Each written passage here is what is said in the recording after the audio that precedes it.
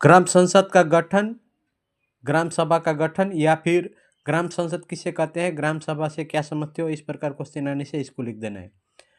पश्चिम बंगाल पंचायत संशोधन अधिनियम 1994 के अनुसार 1994 के अनुसार ग्राम पंचायत के प्रत्येक निर्वाचन क्षेत्र के लिए एक ग्राम संसद या ग्राम सभा होगी और उस निर्वाचन क्षेत्र के सभी मतदाता इस ग्राम संसद के सदस्य होंगे।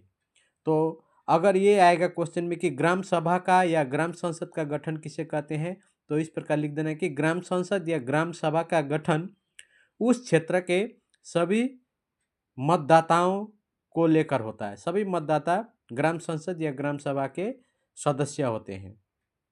तो ग्राम सभा के कार्य या ग्राम संसद के कार्य आएगा एग्जाम में, तो इस प्रकार लिखना है। पंचायत सदस्यों का चुनाव करना है पहला, और दूसरा काम है गांव के कल्याण के लिए पंचायत को सहायता करना, या पंचायत को निगरानी भी रखते हैं। कल्याण के लिए क्या क्या काम करना होगा वो पंचायत को बताते हैं। इसके बाद संविधान का 73वां संशोधन जो ग्राम पंचायत से संबंधित है, इसकी विशेषता आएगा 2 मार्क्स के लिए या 4 मार्क्स के लिए भी आ सकता है। तो 4 मार्क्स के लिए भी आएगा तो ये है यहाँ पर, और 1-2 ठो ऐड कर लेना, या 2 मार्क्स के लिए आएगा तो यहाँ से 2 ठो लिखना या सभी को लिखना, कोई प्रॉब्लम नहीं है। और यहाँ पर फिर संविधान का 74वां संशोधन की विशेषताएं, 74वां विशेषताएं, इसको मैंने इसी प्रकार आंसर बना दिया, जो यहाँ पर होगा वही आंसर यहाँ पर ही होगा। तो जैसे कि 73वां संशोधन की विशेषताएं में हर 5 वर्ष में चुनाव होता है पंचायत में, अनुसूचित जातियों और जनजातियों के लिए आरक्षण होता है, महिलाओं के लिए 33% आरक्षण, और राज्य निर्वाचन आयोग की स्थापना, यानी कि राज्य निर्वाचन आयोग जो पंचायत का जो वोट होता है, इलेक्शन होता है, उसका संचालन करता है। इसी प्रकार संविधान का 74वां संशोधन ये नगर पालिका से संबंधित होता है। ये लेकिन मैंने इसी को ही मतलब यहाँ पर लिख देने से हो जाएगा। ये सेम है, जैसे हर 5 वर्ष में ही चुनाव होता है नगर पालिका नगर निगम में भी, और अनुसूचित जातियों और जनजातियों के लिए आरक्षण रहता है, महिलाओं के लिए 33% आरक्षण रहता है, और राज्य निर्वाचन आयोग की स्थापना होता है।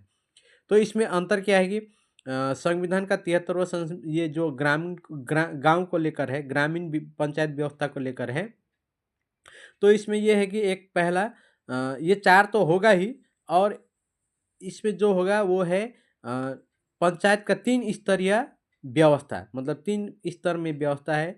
ग्राम पंचायत सबसे निचला, उसके बाद है पंचायत समिति थोड़ा ऊपर बीच में, और सबसे ऊपर में है, सबसे बड़ा है जिला परिषद। तो 74वां संशोधन जो है ये नगर पालिका से है।